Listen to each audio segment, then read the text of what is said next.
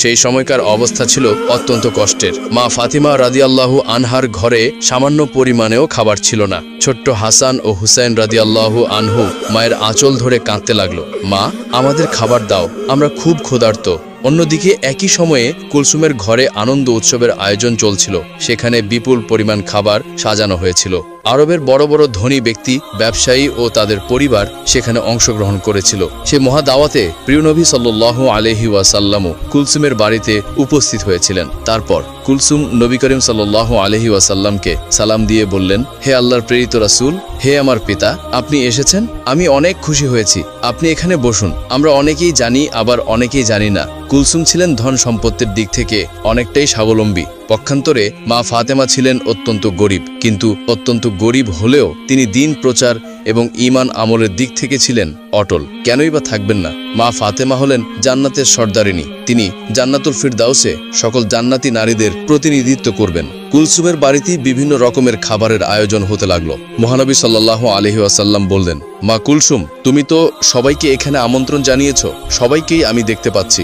শহরের বিভিন্ন লোক এখানে এসেছে তোমার মেজবানে অংশগ্রহণ করার জন্য। সবাই নিশ্চয়ই ভালো মন্দ খাবার খেয়ে এখান থেকে যাবে। নিঃসন্দেহে অনেক সুন্দর এবং ভালো একটি আয়োজন করেছো তুমি। মা কুলসুম, তুমি কাকে কাকে এখানে আমন্ত্রণ জানিয়েছ? কুলসুম বললেন, হে আমার পিতা, হে আল্লাহর রাসূল, আমি আমার মেজবানে এই শহরের ধনাঢ্য সবাইকে আমন্ত্রণ জানিয়েছি। আব্বাজান, শহরের সকল পণ্ডিত জ্ঞানীদের এখানে আমন্ত্রণ জানিয়েছি। নবী করিম সাল্লাল্লাহু আলাইহি ওয়াসাল্লাম বললেন, তুমি সবাইকে এখানে আমন্ত্রণ করেছো, কিন্তু একজনকে তুমি আমন্ত্রণ করনি। কুলসুম তখন বললেন, কে বাবা, কাকে আমি আমন্ত্রণ করিনি? নবী করিম সাল্লাল্লাহু আলাইহি ওয়াসাল্লাম বললেন, সেটা তো তোমার অজানা হওয়ার কথা নয়, সে তো তোমার রক্তের সম্পর্ক, তোমার আপন বোন ফাতিমা। কুলসুম একটু চুপ হয়ে রইলেন।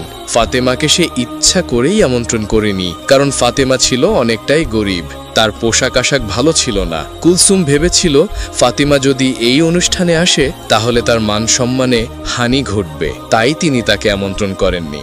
এদিকে কুলসুম যখন অনেক বড় মেজবানের আয়োজন করলো, ভালো ভালো কোরমা পোলাওয়ের আয়োজন করলো, মা ফাতেমারই আপন বোন কুলসুম শহরের সবাইকে আমন্ত্রণ করে খাওয়াচ্ছেন, তখন পক্ষান্তরে একবেলা খেতেও পারছিল না মা ফাতেমা এবং তার দুই সন্তান হাসান এবং হোসেন ক্ষুধার জ্বালায় কাতরাচ্ছিল এবং তারা বলছিল, মা, আমাদের খুবই ক্ষুধা লেগেছে, আমরা আর ক্ষুধার জ্বালা সহ্য করতে পারছি না, তুমি আমাদেরকে কিছু খাবার দাও। মা ফাতেমার চোখ থেকে অজস্র ধারায় পানি ঝরছিল এবং তিনি আল্লাহর কাছে বলছিলেন, হে আল্লাহ, আমার ঘরে তো কোনো খাবার নেই, কোনো দিরহামও নেই, এই মাসুম বাচ্চার মুখে আমি কি তুলে দিব?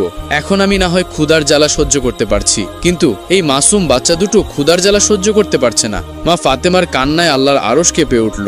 হায় আল্লাহ, আপন বোনের বাসায় কোনো খাবার নেই, হাসান হোসেন একবেলা ক্ষুধার জ্বালায় কাতরাচ্ছে। তখনই মা ফাতেমার আপন বোন কুলসুমের বাড়িতে ভালো ভালো রান্না করা হচ্ছে, ভালো ভালো খাবারের আয়োজন করা হচ্ছে।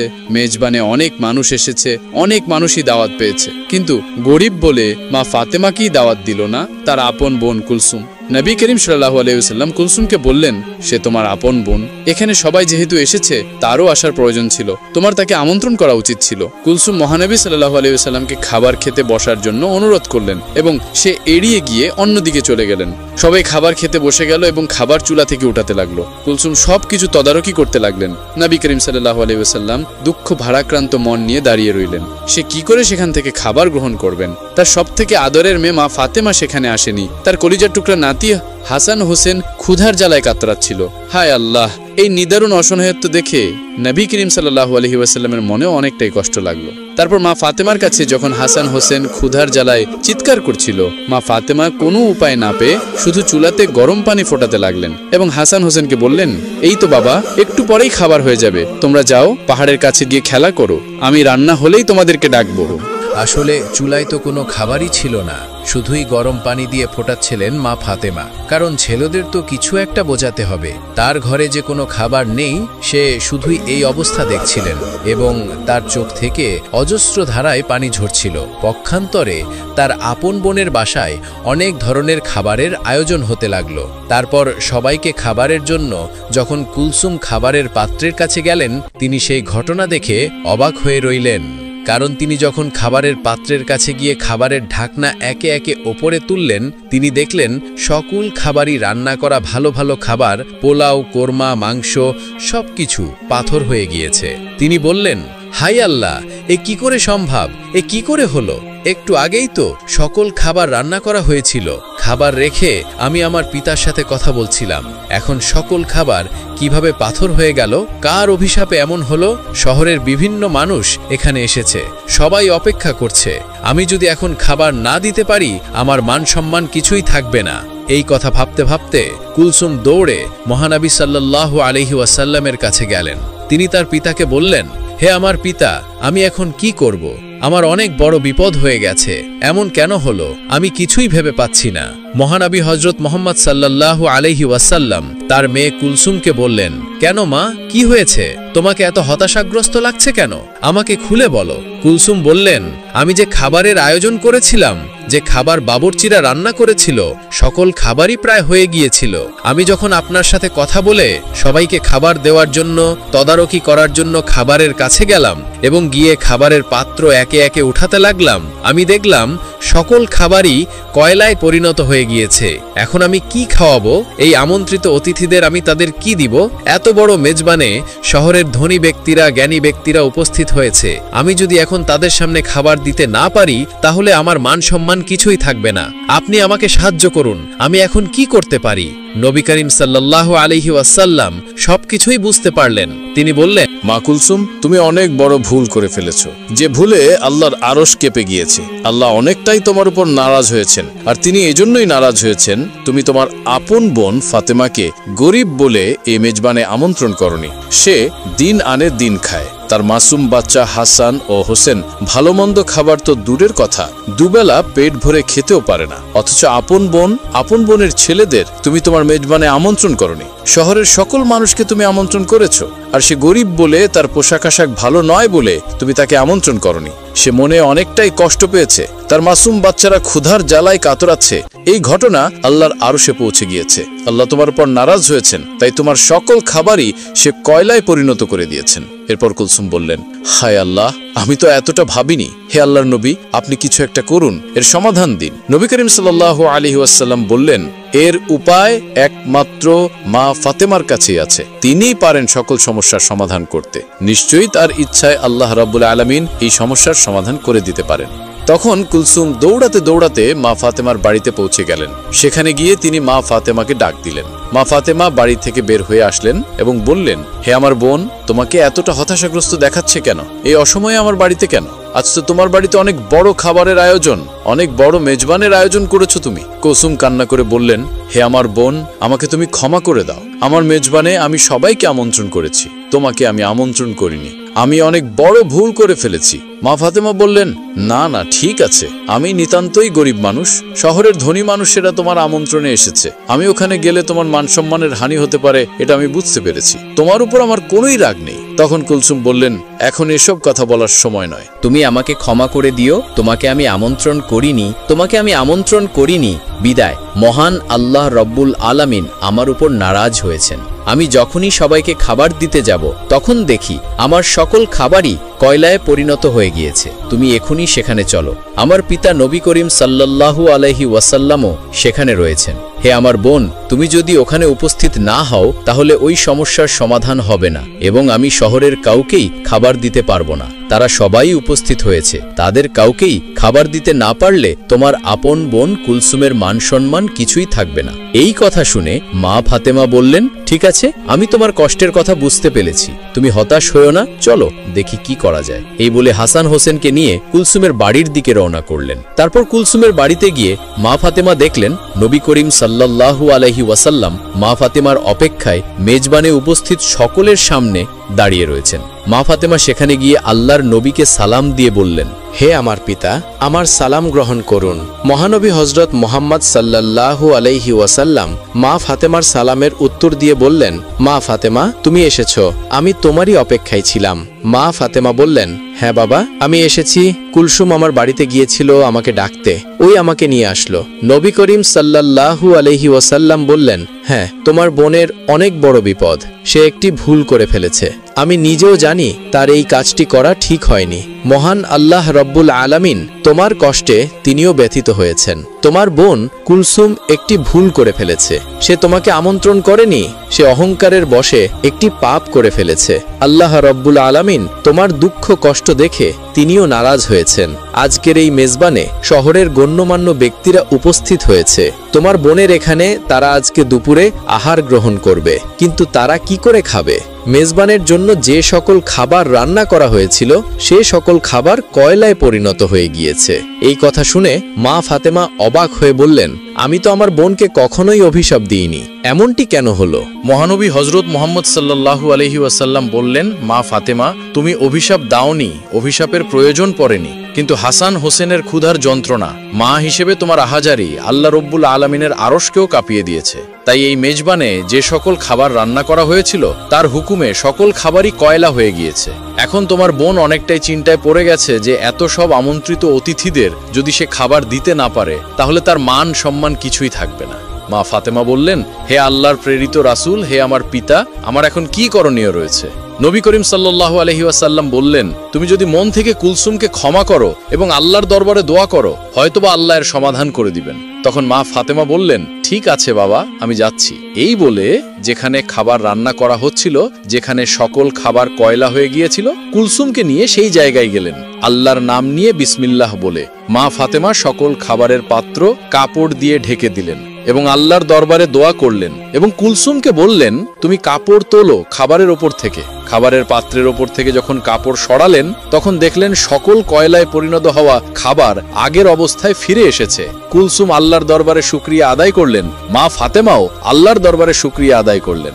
কিছুদিন ধরে মা ফাতেমা অত্যন্ত অসুস্থ ছিলেন, সে বিছানা থেকে ঠিকমতো উঠতে পারছিল না। অন্যদিকে বাড়িতে 3 দিন যাবৎ কোনো খাবার ছিল না। খাবার না খেয়ে ও অসুস্থতার কারণে হযরত ফাতেমা রাদিয়াল্লাহু তাআলা আনহা অত্যন্ত দুর্বল হয়ে পড়লেন। শেরে খোদা হযরত আলী রাদিয়াল্লাহু তাআলা আনহুর হাতে তখন এমন কোনো অর্থ কড়িও ছিল না যার মাধ্যমে তিনি খাবার ক্রয় করে আনতে পারবেন। 3 দিন অতিবাহিত হওয়ার পর হযরত ফাতেমা রাদিয়াল্লাহু তাআলা আনহা হযরত আলী রাদিয়াল্লাহু তাআলা আনহুর হাতে একটি কাপড় দিয়ে বললেন, হে আমার প্রিয় স্বামী, আপনার হয়তো মনে আছে আব্বাজান হযরত মুহাম্মদ সাল্লাল্লাহু আলাইহি ওয়াসাল্লাম আমাদের বিয়ের সময় এই কাপড়টি আমাকে হাদিয়াত স্বরূপ দিয়েছিলেন। এটি অত্যন্ত বরকতময় একটি কাপড়। আমার মনে চাচ্ছে না যে এই কাপড়টি আমি বিক্রি করে দেই, কিন্তু তারপরেও যেহেতু আমাদের ঘরে আজ 3 দিন যাবৎ কোনো খাবার নেই, তাই আপনাকে এই বরকতময় কাপড়টি আমি দিচ্ছি। আপনি এটিকে বাজারে বিক্রি করে এর মূল্য দিয়ে কিছু খাবার খরিদ করে নিয়ে আসুন। হযরত আলী রাদিয়াল্লাহু তাআলা আনহু ফাতিমা রাদিয়াল্লাহু তাআলা আনহার কাছ থেকে সেই কাপড়টি নিয়ে বাজারের দিকে রওনা করলেন। তিনি কাপড়টি নিয়ে বাজারের দিকে পৌঁছালেন এবং সেটিকে বিক্রি করার জন্য অনেক ক্রেতাকে দেখালেন। কিন্তু কাপড়টি অত্যন্ত পুরনো হওয়ায় সেটি ক্রয় করার জন্য কোনো ক্রেতাই আগ্রহ দেখাচ্ছিল না। এ কারণে হযরত আলী রাদিয়াল্লাহু তাআলা আনহু একেবারেই নিরাশ হয়ে পড়লেন। তখন তিনি আল্লাহ রাব্বুল আলামিনের দরবারে ফরিয়াদ করলেন, হে আল্লাহ রাব্বুল আলামিন, এই কাপড়টি অত্যন্ত পুরাতন, তাই এটি ক্রয় করার জন্য কোনো ক্রেতাই আগ্রহ দেখাচ্ছে না। আজ 3 দিন যাবৎ নবীজির মেয়ে হযরত ফাতেমা রাদিয়াল্লাহু তাআলা আনহা এবং হাসান ও হোসেন না খেয়ে আছে। হে রাব্বুল আলামিন, আজকে যদি এই কাপড়টি আমি বাজারে বিক্রি না করে এর মূল্য দিয়ে বাড়িতে না নিয়ে যেতে পারি, তাহলে আজকেও তারা না খেয়ে থাকবে। আপনি এই কাপড়টি বিক্রয় করার জন্য একজন ক্রেতার ব্যবস্থা করে দিন। শেরে খোদা হযরত আলী রাদিয়াল্লাহু তাআলা আনহুর এই দোয়ার পরেই একজন ক্রেতা আগমন করল এবং সে তাকে প্রশ্ন করল, আলী, তুমি কি এই কাপড়টি বিক্রি করতে চাও? হযরত আলী বললেন, জনাব, আমি তো বিক্রি করার জন্যই এটিকে বাজারে নিয়ে এসেছি। তখন লোকটি বলল, কি পরিমাণ অর্থ দিলে তুমি এই কাপড়টি বিক্রি করবে?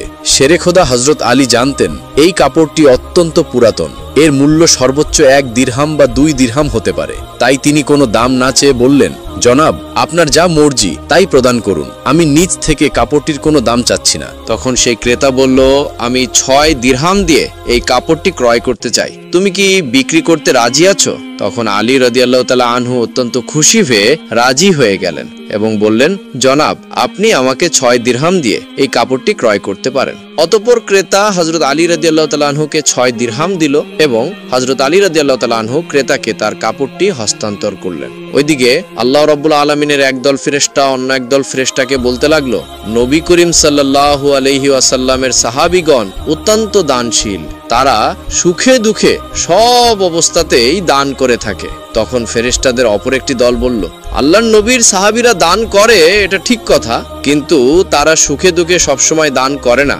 যদি তাদের হাতে কোনো কিছু থাকে তাহলেই তারা দান করে, এবং তাদের হাতে থাকা জিনিসটির প্রয়োজন যদি তাদের নিজেদেরই থাকে তখন তারা সেই জিনিসটি দান করে না। ফেরেশতাদের এই ঝগড়ার সমাধান করতে আল্লাহ রাব্বুল আলামিন তাদেরকে বললেন, হে আমার ফেরেশতারা, তোমরা পরস্পরের মাঝে ঝগড়া করিও না। এই বিষয়টি পরীক্ষা করার জন্য শেরে খোদা হযরত আলীর কাছে চলে যাও। সে 6 দিরহাম দিয়ে একটি কাপড় বিক্রি করেছে, আর এই 6 দিরহাম তার অত্যন্ত প্রয়োজন। তোমরা আলীর কাছে গিয়ে সেই 6টি দিরহাম চাও, দেখো সে তোমাদেরকে দেয় কিনা, আর এর মাধ্যমে তোমাদের ঝগড়া সমাধানও হয়ে যাবে। আল্লাহ রাব্বুল আলামিনের পক্ষ থেকে এই নির্দেশ লাভের পর একজন ফেরেশতা ফকির বেশে হযরত আলী রাদিয়াল্লাহু তাআলা আনহুর কাছে আগমন করলেন। হযরত আলী রাদিয়াল্লাহু তাআলা আনহু সেই 6 দিরহাম দিয়ে খাবার ক্রয় করতে যাচ্ছিলেন। ইতিমধ্যে সেই ফকির বেশধারী ফেরেশতা তাকে বললেন, হে আল্লাহর বান্দা, আজ কয়েকদিন যাবত আমি না খেয়ে আছি। দীর্ঘদিন যাবত না খেয়ে থাকার কারণে আমার শরীরে সামান্যতম নড়াচড়া করার শক্তি নেই। আমি আল্লাহর ওয়াস্তে তোমার কাছে কিছু ফরিয়াদ করছি, যদি তোমার নিকট কোনো অর্থ কড়ি থাকে দয়া করে আমাকে সেগুলো দান করো, যাতে সেই অর্থ দিয়ে আমি খাবার ক্রয় করে খেতে পারি এবং আমার ক্ষুধার জ্বালা নিবারণ করতে পারি।